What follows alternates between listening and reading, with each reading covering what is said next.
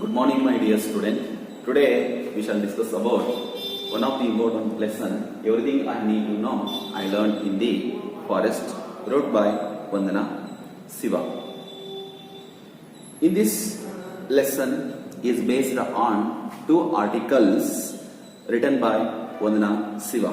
The first part of the lesson titled Everything I need to know I learned in the forest was published in the winter issue of the Yes magazine in the year of the 2012. The title of the winter issue was What Would Nature Do? The second part titled Right of Nature on the Global Stage was adapted by the author from her own article Forest and Freedom, which was published in May or June edition of Reurgence magazine. The whole lesson talks about environmental concepts like biodiversity, earth as a living organism, earth democracy, ecological sustainability. In the first part of the lesson, the writer narrates how she learned the basic principle of ecology. The writer Vandana Siva ನನಗೆ ಬೇಕಾದೆಲ್ಲವನ್ನ ನಾನು ಕಾಡಿನ ಮೂಲಕ ಕಲಿತೆ ಅನ್ನುವಂತಹ ಒಂದು ಶೀರ್ಷಿಕೆಯಡಿ ಸಾಕಷ್ಟು ವಿಚಾರಗಳನ್ನ ಈ ಒಂದು ಪ್ರಬಂಧದ ಮೂಲಕ ವ್ಯಕ್ತಪಡಿಸ್ತಾ ಹೋಗ್ತಾಳೆ. Her ecological journey started in the forest of the Himalaya. See, what about learn in her ecological journey? She began or started in the Himalayan forest. Her father was a forest conservator and her mother became a farmer. ಹಾಗಾದ್ರೆ ಪರಿಸರ ಶಾಸ್ತ್ರಕ್ಕೆ ಸಂಬಂಧಿಸಿದಂತೆ what is the meaning of the ecology? ಪರಿಸರ ಶಾಸ್ತ್ರ. ಹಾಗಾದ್ರೆ ಪರಿಸರ ಶಾಸ್ತ್ರಕ್ಕೆ ಸಂಬಂಧಿಸಿದ ತನ್ನ ಒಂದು ಅಧ್ಯಯನವನ್ನ ಹಿಮಾಲಯದ ಕಾಡಿನಿಂದ ಇಲ್ಲಿ ವಂದನಾ ಶಿವ ಪ್ರಾರಂಭಿಸ್ತಾಳೆ. ಹಾಗಾದ್ರೆ ಹರ್ father was A forest conservator and her mother was A farmer. ಅವಳ ತಂದೆ ಇಲ್ಲಿ ಅರಣ್ಯ ಸಂರಕ್ಷಣಾಧಿಕಾರಿ ಆಗಿದ್ದರಿಂದ ಅವಳು ಹಿಮಾಲಯದ ತಪ್ಪಲಿನಲ್ಲಿಯೇ ಸಾಕಷ್ಟು ಅನುಭವಗಳನ್ನು ಪಡೆದುಕೊಂಡು ಅದರ ಜೊತೆಗೆ ಅವಳ ತಾಯಿ ಕೃಷಿ ಕುಟುಂಬದಿಂದ ಬಂದವರಾಗಿರ್ತಾರೆ.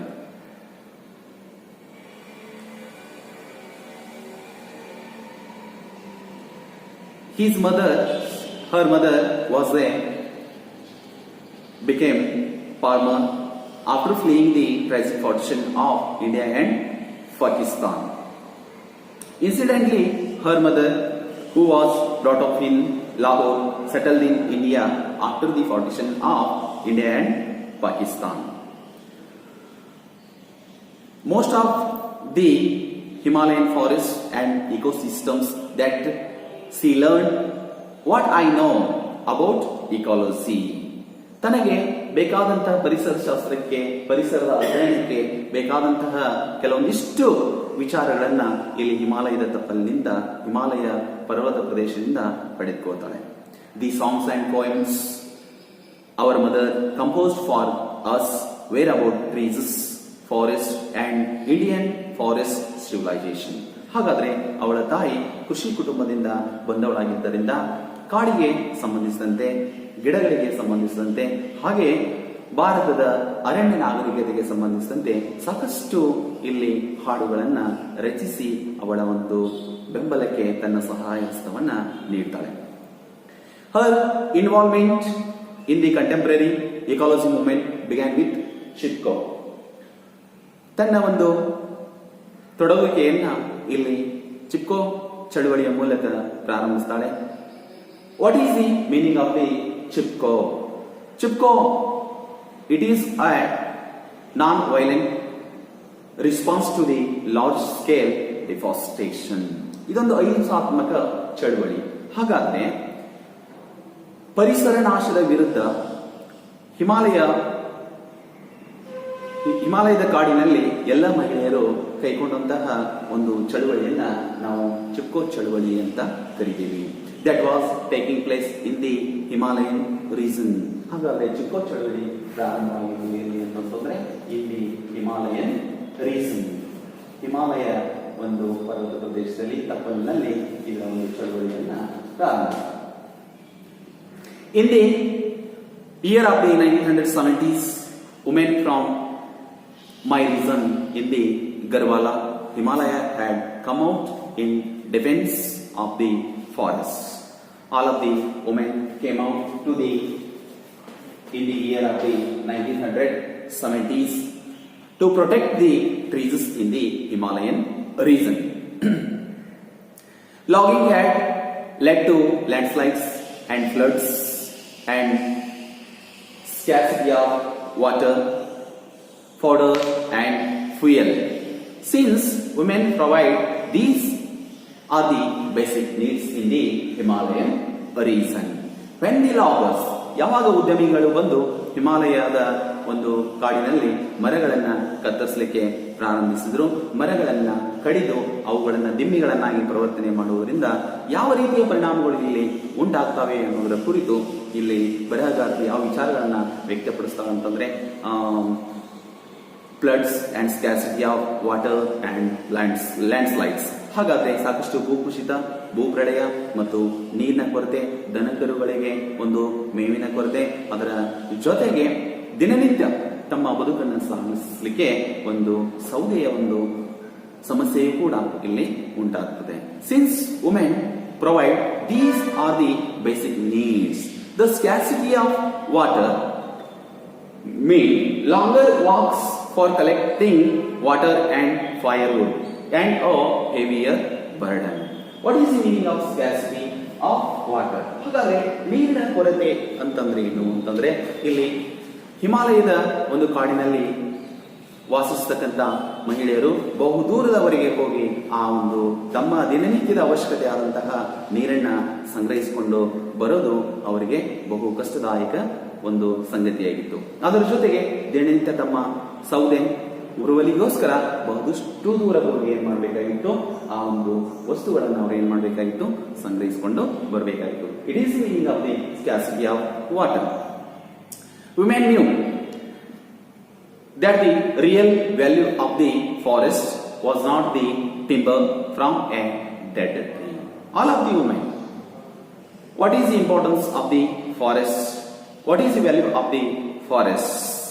It is not just a timber and also dead tree.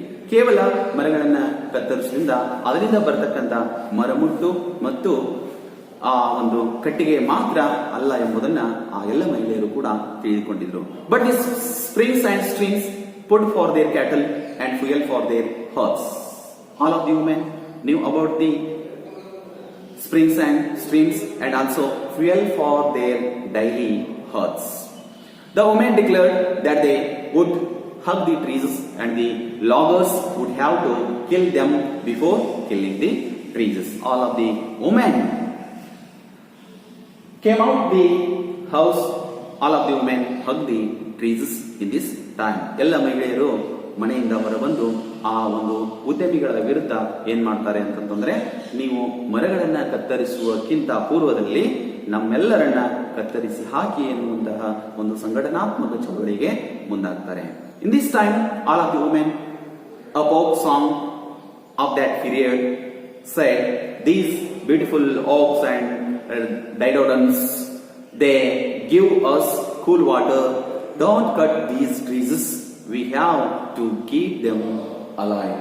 ಹಾಗಾದ್ರೆ ಆ ಸಂದರ್ಭದಲ್ಲಿ ಇಲ್ಲಿರ್ತಕ್ಕಂಥ ಸುಂದರವಾದಂತಹ ಓಕ್ ಮರಗಳಾಗಿರಬಹುದು, ಇನ್ನಿತರ ಮರಗಳಾಗಿರೋದು ನಮಗೆ ಶುಚಿಯಾದ ನೀರನ್ನ ಮತ್ತು ಶುದ್ಧವಾದ ಗಾಳಿಯನ್ನ ಇವು ನಮಗೆ ಒದಗಿಸಿಕೊಡ್ತಾವೆ ಅನ್ನುವಂಥ ಒಂದು ಜಾನಪದ ಗೀತೆಯನ್ನು ಈ ಸಂದರ್ಭದಲ್ಲಿ ವ್ಯಕ್ತಪಡಿಸ್ತಾರೆ. In the year of the 1973, I had gone to visit my favorite forest and swim in my favorite stream before leaving for Canada to do my PhD. In this time, the writer Vandana Siva expressed her intensity to the in the year of the 1973. She visits some of the favorite forests and also favorite swims and also streams before leaving for Canada to do her PhD. ತನ್ನ ಒಂದು PhD ಅಧ್ಯಯನಕ್ಕೆ Canada ದೇಶಕ್ಕೆ ಹೋಗೋಕ್ಕಿಂತ ಪೂರ್ವದಲ್ಲಿಯೇ ಇಲ್ಲಿ ವಂದನಾ ಶಿವ ಏನ್ ಮಾಡ್ತಾಳೆ, ಸಾಕಷ್ಟು ಅರಣ್ಯಗಳಿಗೆ ತನ್ನ ಒಂದು ಭೇಟಿಯನ್ನು ಕೊಡ್ತಾಳೆ. ಅದರ ಜೊತೆಗೆ ಈಜುಕೊಳಗಳಿಗೆ ಹಾಗೂ ಮತ್ತೆ ಏನ್ ಮಾಡ್ತಾಳೆ ಅಂತಂದ್ರೆ ತನ್ನ ಒಂದು ಭೇಟಿಯನ್ನ ಈ ಎಲ್ಲ ಕಡೆಗೆ ಕೊಟ್ಟು ಏನ್ ಮಾಡ್ತಾಳೆ, ಕೆನಡಾ ದೇಶಕ್ಕೆ ತನ್ನ ಒಂದು ಅಧ್ಯಯನ ಡಾಕ್ಟರ್ ಆಫ್ ಫಿಲಾಸಫಿ ಈ ಒಂದು ಅಧ್ಯಯನಕ್ಕೆ ಹೋಗಿದ್ದ ಪೂರ್ವದಲ್ಲಿಯೇ ಏನ್ ಮಾಡ್ತಾಳೆ, ಕೆಲವೊಂದಿಷ್ಟು ಪ್ರದೇಶಗಳಿಗೆ ತನ್ನ ಒಂದು ಭೇಟಿಯನ್ನ ನೀಡ್ತಾಳೆ. But the forest were down and the stream was reduced to a trickle. Already all the forest had gone. ಅಷ್ಟೊತ್ತಿಗೆ ಏನಾಗಿರ್ತದೆ ಅಂತಂದ್ರೆ ಅರಣ್ಯ ಸಾಕಷ್ಟು ಪ್ರಮಾಣದಲ್ಲಿ ಏನಾಗಿರ್ತದೆ, ನಾಶ ಆಗಿರ್ತಿರ್ತದೆ. ನೀರಿನ ಜರಿಗಳಲ್ಲಿ ಸರೋವರಗಳಲ್ಲಿ ಅತ್ಯಂತ ಕಡಿಮೆ ಪ್ರಮಾಣದಲ್ಲಿ ನೀರು ಏನಾಗಿರುತ್ತದೆ, ಬರ್ತಿರ್ತದೆ. ಈ ಒಂದು ಎಲ್ಲ ವಿಚಾರವನ್ನ ಇಲ್ಲಿ ಸಾಕಷ್ಟು ಗಂಭೀರತೆಯಿಂದ ಬರಹಗಾರ್ತಿ ಗಮನಿಸ್ತಾಳೆ. She decided to become a volunteer for the Chipko movement. Later, the Vandana Shiva decided to I am also one of the volunteer for the Chipko movement. ಆನಂತರ ನಾನು ಒಬ್ಬ ಸ್ವಯಂ ಸೇವಕಿಯಾಗಿ ಚಿಪ್ಕೋ ಚಳುವಳಿಯಲ್ಲಿ ತೊಡಬೇಕು ಅನ್ನುವಂತ ಒಂದು ವಿಚಾರಕ್ಕೆ ಮುಂದಾಗ್ತಾರೆ. And she spends every vacation doing padayatras, walking pilgrimage, documenting the deforestation and the work of the forest activists and spreading the message of Chipko.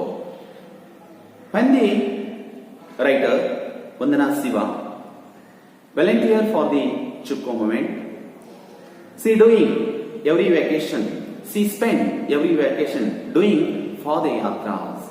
ಹಾಗಾದ್ರೆ ಇಲ್ಲಿ ಯಾವಾಗ ಸ್ವಯಂ ಸೇವಕಿಯಾಗಿ ಚಿಪ್ಕೋ ಚಳುವಳಿಯಲ್ಲಿ ತನ್ನ ಒಂದು ಅರ್ಹತೆಯನ್ನ ಪಡೆದುಕೊಂಡ ನಂತರ ಇಲ್ಲಿ ವಂದನಾ ಶಿವ ಏನ್ ಮಾಡ್ತಾಳೆ ಅಂತಂದ್ರೆ ಸ್ವತಃ ಕಾಲ್ನಡಿಗೆಯಲ್ಲೇ ಯಾತ್ರೆಯಲ್ಲೇ ಏನ್ ಮಾಡ್ತಾಳೆ, ತನ್ನ ಒಂದು ಬೇಸಿಗೆ ಶಿಬಿರವನ್ನ ಇಲ್ಲಿ ಕೈಗೊಳ್ತಾಳೆ. That time she documenting the deforestation and the work of the forest activities and spreading the message of the Chipko. ಹಾಗಾದ್ರೆ ಎಷ್ಟು ಪ್ರಮಾಣದ ಅರಣ್ಯ ಇಲ್ಲಿ ನಾಶ ಆಯಿತು ಅನ್ನೋದನ್ನ ದಾಖಲೀಕರಣ ಮಾಡ್ಕೋತಾಳೆ. ಅದರ ಜೊತೆಗೆ ಸಾಕಷ್ಟು ಅರಣ್ಯ ಶಿಬಿರಾರ್ಥಿಗಳ ಜೊತೆಗೆ ತೊಡುತ್ತಾಳೆ. ಅದರ ಮೂಲಕ ತನ್ನ ಒಂದು ಸಂದೇಶವನ್ನ ಇಡೀ ಭಾರತದುದ್ದಕ್ಕೂ ಕೂಡ ಚಿಪ್ಕೋ ಚಳುವಳಿಯ ಮೂಲಕ ಪಸರಿಸ್ತಾಳೆ. One of the dramatic Chipko actions took place in the Himalayan village of Advani in the year of the 1977. In this time, one of the Chipko action took place in the village called Advani in the year of the 1977. ಹಾಗಾದ್ರೆ 1977ರಲ್ಲಿ ಗರ್ವಾಲ ಹಿಮಾಲಯಕ್ಕೆ ಸೇರಿದ ಒಂದು ಹಳ್ಳಿಯಲ್ಲಿ, ಅದ್ವಾನಿ ಎಂಬ ಹಳ್ಳಿಯಲ್ಲಿ 1977ರಲ್ಲಿ ಒಂದು ಚಿಪ್ಕೋ ಸಂಘಟನೆಯ ಮೂಲಕ ಒಂದು ಚಳುವಳಿಯನ್ನ ಇಲ್ಲಿ ಕೈಗೊಳ್ತಾರೆ. ಹಾಗಾದ್ರೆ ಯಾವ ಚಳುವಳಿ ಆಗಿರ್ಬೋದು? when a village woman named ಬಚನಿ Devi, when a woman named called ಬಚನಿ Devi, she led resistance against her own husband. ಹಾಗಾದ್ರೆ ಬಚನಿ ದೇವಿ ಏನ್ ಮಾಡ್ತಾಳೆ ಅಂತಂದ್ರೆ ಅದ್ವಾನಿ ಎಂಬ ಹಳ್ಳಿಯಿಂದ ಬಂದವಳಾಗಿರ್ತಾಳೆ. 1977ರಲ್ಲಿ ಸ್ವತಃ ತನ್ನ ಗಂಡನ ವಿರುದ್ಧವೇ ಏನ್ ಮಾಡ್ತಾಳೆ ಅಂತಂದ್ರೆ ತನ್ನ ಒಂದು ಮರಗಳನ್ನ ಕಡಿಯುವುದಕ್ಕೆ ತನ್ನ ಒಂದು ವಿರೋಧವನ್ನ ವ್ಯಕ್ತಪಡಿಸ್ತಾಳೆ. Who had obtained a contract to cut trees. Already the forest obtained to cut the trees. ಆ ಒಂದು ಸಂದರ್ಭದಲ್ಲಿ ಆ ಒಂದು ಕಾಡನ್ನ ಕತ್ತರಿಸುವುದಕ್ಕೆ ಏನ್ ಮಾಡಿಬಿಟ್ಟಿರ್ತಾರೆ, ಗುತ್ತಿಗೆಯನ್ನ ಉದ್ಯಮಿಗಳು ತೆಗೆದುಕೊಂಡು ಬಿಟ್ಟಿರ್ತಾರೆ. When officials arrived at the forest, the women held up lighted lanterns, although it was broad daylight. When all the officials arrived that place, all of the women came out to the house. In their hands bring a lighted lanterns, although it was a broad daylight. ಹಾಗಾದ್ರೆ ಎಲ್ಲ ಮಹಿಳೆಯರು ಆ ಒಂದು ಸುಡು ಬಿಸಿಲಿನಲ್ಲಿಯೇ ಪ್ರಕಾಶಮಾನವಾದಂತಹ ಆ ಸಂದರ್ಭದಲ್ಲಿಯೇ ತಮ್ಮ ಕೈಯಲ್ಲಿ ಆ ಒಂದು ಕಂದಿಲಿಗಳನ್ನ ದೀಪಗಳನ್ನ ಹಿಡಿದುಕೊಂಡು ಬಂದು ಆ ಒಂದು ಅರಣ್ಯಾಧಿಕಾರಿಗಳ ವಿರುದ್ಧ ತಮ್ಮ ಒಂದು ಚಳವಳಿಯನ್ನ ಕೈಗೊಳ್ಳುತ್ತಾರೆ. The forester asked them to explain. The women replied. All the forester was also asked to the women. In this time, all of the women replied to the officials, "We have come to teach you." Them to explain, "We have come to teach you forestry." We have come to teach. What is the meaning of the forest? ಹಾಗಾದ್ರೆ ನಿಮಗೆ ಅರಣ್ಯಶಾಸ್ತ್ರ ಅಂದ್ರ ಏನು ಎಂಬುದನ್ನ ನಾವೆಲ್ಲರೂ ಕೂಡ ನಿಮಗೆ ಕಲಿಸಿಕೊಳ್ಳಿಕ್ಕೆ ಬಂದಿದ್ದೀವಿ ಎನ್ನುವಂತಹ ಒಂದು ಸಂಘಟನಾತ್ಮಕ ವಿಚಾರವನ್ನ ಈ ಸಂದರ್ಭದಲ್ಲಿ ಎಲ್ಲ ಒಂದು ಮಹಿಳೆಯರು, ಹಿಮಾಲಯ ಒಂದು ಕಾಡಿನಲ್ಲಿರ್ತಕ್ಕಂಥ ಎಲ್ಲ ಮಹಿಳೆಯರು ಕೂಡ ಏನ್ ಮಾಡ್ತಾರೆ, ತಮ್ಮ ಒಂದು ಚಳವಳಿಯನ್ನ ಕೈಗೊಳ್ತಾರೆ. He retorted, "You foolish women, how can you prevent trees?" In this time, one of the officials said to all of the women, "You are the foolish women." ನೀವೆಲ್ಲರೂ ಮೂರ್ಖಿದ್ದಾಗ ಇದ್ದೀರಾ, ಹೇಗೆ ನೀವು ಈ ಕಾಡುಗಳನ್ನ ರಕ್ಷಿಸಲಿಕ್ಕೆ ಸಾಧ್ಯ? How can you prevent the trees? ಈ ಒಂದು ಮರಗಳನ್ನು ಕತ್ತರಿಸಲಿಕ್ಕೆ ನೀವು ತಡೆಯನ್ನ ಒಡ್ಡಲಿಕ್ಕೆ ಯಾರು ಎನ್ನುವಂತಹ ಒಂದು ವಿಚಾರವನ್ನು ಈ ಸಂದರ್ಭದಲ್ಲಿ ಏನ್ ಮಾಡ್ತಾರೆ, ಎಲ್ಲ ಅಧಿಕಾರಿಗಳು ವ್ಯಕ್ತಪಡಿಸುತ್ತಾರೆ.